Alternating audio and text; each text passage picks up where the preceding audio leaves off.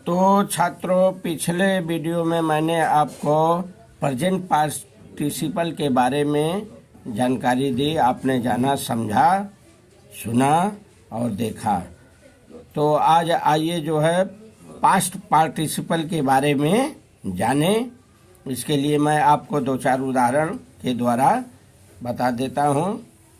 जैसे इसका उदाहरण है जो है, मोहन से खोई हुई पुस्तक मुझे मिल गई। I found the book lost by Mohan.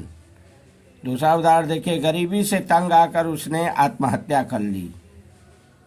Driven by poverty he commuted suicide. ठीक है। तीसरा देख लीजिए एक उदाहरण और, बढ़ई टूटी हुई मेज की मरम्मत कर रहा है। तो इसकी अंग्रेजी हो जाएगी, the carpenter is repairing the broken table. तो छात्रों, मैं बार बार कहता चला आ रहा हूँ, कोई भी जो है पार्टिसिपल हो, चाहे और कोई भी सेंटेंस हो, उसकी पहचान सर्वप्रथम बहुत जरूरी होती है, ये अनिवार्य होता है। बिना पहचान के आप हिंदी से अंग्रेजी करना जो है बड़ा दुर्लभ हो जाएगा। पहचान करेंगे तब उसके बाद फिर नियम जानेंगे, नियम याद रहेगा तो आपके लिए बहुत इजी हो जाएगा। तो पहचान करना सर्वप्रथम ये पहला काम है। तो ये उदाहरण आप देख लिए, 1 2 3 यहाँ पर आपके सामने उदाहरण है। ठीक है, देख रहे हैं। तो कैसे इसको छात्रों आप लोग जानेंगे कि ये पास्ट पार्टिसिपल की क्रियाएं हैं। तो छात्रों, इसकी पहचान देख लीजिए। इसकी पहचान है, ऐसा अगर वाक्य है तो इसमें जो है पास्ट पार्टिसिपल की क्रियाएं खोई हुई, टूटी हुई या तंग आकर के रूप में पाई जाती है। जैसे पहले उदाहरण में देख लिए, मोहन से खोई हुई। ये खोई हुई क्या है? पास्ट पार्टिसिपल की क्रिया है। ठीक है। इसमें और क्या लगा हुआ है? ई भी लगा हुआ है। तो पास्ट पार्टिसिपल की क्रिया में ई भी लगा होता है अंत में। ठीक है। खोई हुई, टूटी हुई या तंग आकर के, ऐसे करके क्रियाएं पाई जाती है। और इन क्रियाओं के अंत में ई हुई करके लगा हुआ होता है, क्रियाओं के अंत में पास्ट पार्टिसिपल के। ठीक है। पास्ट पार्टिसिपल की क्रिया क्या है ये हमने आपको बता दिया, इसलिए इसे जो है पास्ट पार्टिसिपल कहते हैं। और इसकी जो है खासियत ये है कि ये पीछे की बात को बतलाते हैं। नियम अलग अलग है, प्रेजेंट पार्टिसिपल में अलग नियम था, इसमें जो है अलग नियम है। ये पीछे की बात को बतलाते हैं। जैसे मोहन से खोई हुई, पीछे की बात है। किताब गायब हो गई थी, हेरा गई थी जो है, और फिर जो है उनको मिल भी गई, है ना पहले उदाहरण में। तो ये पीछे की बात बतला रहे हैं और विशेषता बतलाते हैं। ये एडजेक्टिव की भांति कार्य करते हैं। पास्ट पार्टिसिपल की क्रिया जो है विशेषता बतलाती है। जैसे जो है देखिए, पुस्तक नाउन है इसमें, और खोई हुई क्या है? पुस्तक तो है, ठीक है, लेकिन कैसी पुस्तक है? खोई हुई है। ये खोई हुई क्या है? ये विशेषता है। ठीक है। जैसे उदाहरण नंबर 3 में देख लीजिए, बढ़ई टूटी हुई मेज की मरम्मत कर रहा है। मेज तो है, ठीक है, जो है आया समझ में, लेकिन ये मेज कैसा है? टूटा हुआ है। पीछे की बात भी हो रही, बता रहा है भी, और ये और विशेषता भी बता रहा है। मेज कैसी है? टूट गई है। टूटा हुआ क्या है? विशेषता है। और टूटी हुई इसमें क्या है? पास्ट पार्टिसिपल की ये क्रिया है। इसको ध्यान देना छात्रों, यही इसकी पहचान है। अगर ऐसा आप पहचान लिए तो तड़ातड़ जो है फिर सेंटेंस हल करना शुरू कर देंगे। ठीक है। अब आइए जो है इसमें नियम की तरफ आप बढ़ें। नियम इसका क्या है, कैसे जो है इसको आप बनाएंगे? उसमें तो प्रेजेंट पार्टिसिपल में अलग नियम था, पास्ट पार्टिसिपल का नियम अलग है। तो इसका नियम छात्रों बहुत इजी है। इसमें जो है पास्ट पार्टिसिपल की क्रियाएं जो है, इसमें पास्ट पार्टिसिपल की क्रियाओं का तीसरा रूप लिखा जाता है। तीसरा रूप लगाने से ए बन जाता है। ठीक है। जैसे देख लीजिए, पहले उदाहरण में, मोहन से खोई हुई पुस्तक मुझे मिल गई। I found the book lost by Mohan. तो इसके लिए नियम आप जान लीजिए। तीसरा नियम तो लगेगा ही पास्ट पार्टिसिपल में, लेकिन और बाकी जो है प्रेजेंट पार्टिसिपल की तरह है। जैसे इसको 2 भाग में इसको भी आप कर देंगे वाक्य को, तो आपके लिए बहुत इजी हो जाएगा। जैसे मोहन से खोई पुस्तक मुझे मिल गई, तो यहाँ आप एक भाग कर लीजिए जो है मुझे पुस्तक मिल गई, ठीक है, या मैं पुस्तक पाया, ठीक है। तो कौन सा टेंस है, मिल गई या मिला, मुझे पुस्तक मिल गई या मुझे पुस्तक मिला, पास्ट इंडिफिनिट है। तो इसका आपका हो जाएगा आई फाउंड द बुक। और फिर बचा आपका क्या, दूसरा वाक्य क्या बन गया आपका जो है मोहन से खोई हुई, तो लॉस्ट बाई मोहन लिख देंगे।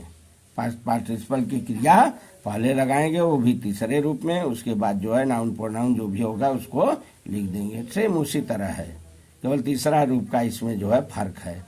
जैसे एक उदाहरण और समझ लीजिए, बढ़ई टूटी हुई मेज की मरम्मत कर रहा है, ठीक है, दो भाग इसको कर दीजिए।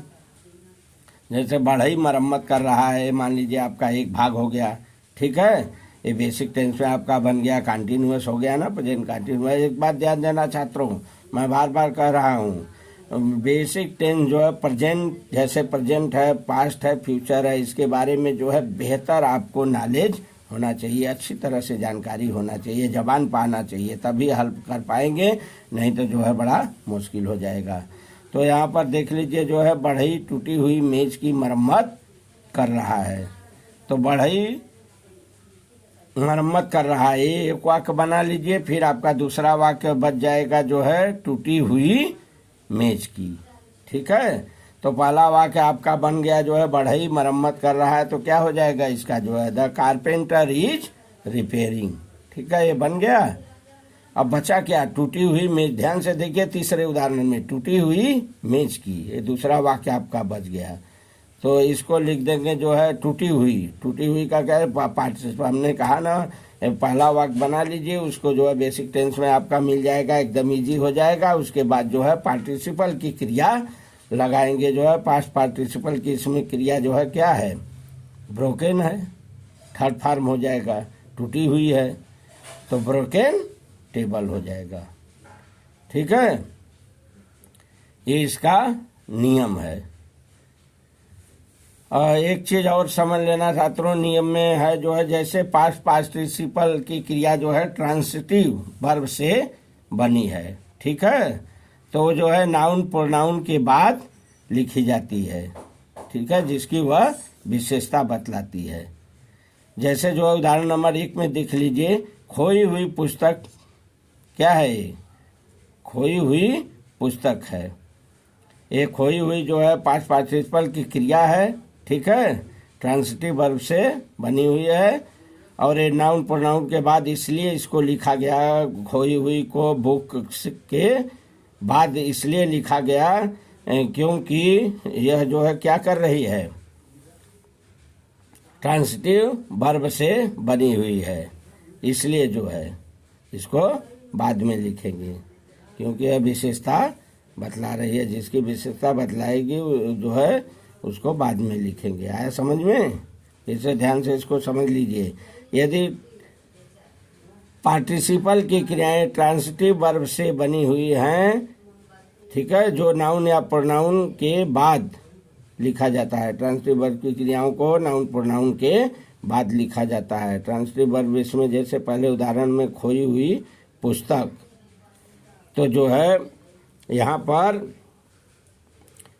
नाउन या प्रोनाउन के बाद लिखा गया है, जैसे बुक है ना, नाउन या प्रोनाउन है ना, तो इसके बाद लॉस्ट लिखा गया है, न कि लॉस्ट बुक लिखेंगे, इसको क्या लिखेंगे, बुक लास्ट लिखेंगे, क्योंकि ट्रांसिटिव वर्ब से बना हुआ है, इसलिए इसको जो है बाद में लिखेंगे। पास्ट पार्टिसिपल की क्रिया को पहले नाउन या प्रोनाउन को लिखेंगे। आ गया समझ में। दूसरा देख लीजिए जो है, यदि इनट्रांसिटिव वर्ब से बना है, ठीक है, जैसे उदाहरण नंबर 3 में देख लीजिए, ये पार्टिसिपल की क्रिया इनट्रांसिटिव वर्ब से बनी हुई है, जैसे टूटी हुई मेज, ठीक है, तो ये इनट्रांसिटिव वर्ब से क्रियाएं बनी हुई है, इसलिए वह सदैव नाउन से पहले लिखी जाती है। देखिए ये अंतर है जो है, पहले में जो है नाउन के बाद था, इसमें नाउन के पहले उदाहरण में क्या है, नाउन के बाद लिखा गया है, ठीक है, लॉस्ट बाई मोहन, है ना।